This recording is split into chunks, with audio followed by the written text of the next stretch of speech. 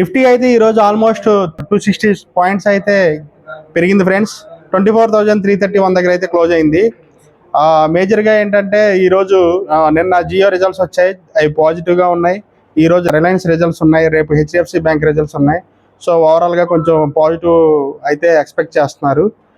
Trump అయితే తన truth social అయితే ఒక ఇన్ఫర్మేషన్ అయితే ఇచ్చాడు ఫ్రెండ్స్. అది ఫైనాన్షియల్ డేటాని మిల్లీ సెకండ్స్లో న్యూస్ని అప్డేట్ చేసే కంపెనీని అయితే క్రియేట్ చేశాడు, ట్రూత్ సోషల్ ఏపీఐ యాప్ అని చెప్పి.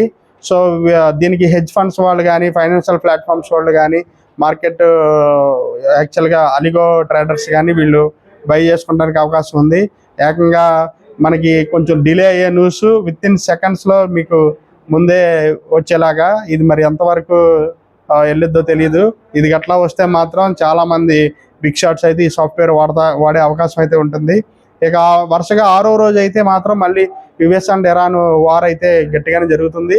సో యుఎస్ వాళ్ళు మల్టిపుల్ స్ట్రైక్లు చేశారు. దానివల్ల ఇరాన్లో పబ్లిక్ ఇన్ఫ్రాస్ట్రక్చర్ కూడా చాలా నాశనమైనట్టయితే తెలుస్తుంది. వార్ అయితే ఇంకా ఒక కొలిక్ అయితే రాలేదు. క్రూడ్ ఆయిల్ అయితే మళ్ళీ $84, బ్రెంట్ క్రూడ్ $84 దగ్గర అయితే ట్రేడ్ అవుతుంది ఫ్రెండ్స్. ఓవరాల్గా చూసుకుంటే మార్కెట్ ఈరోజు పెరగడం మంచి ఇదే.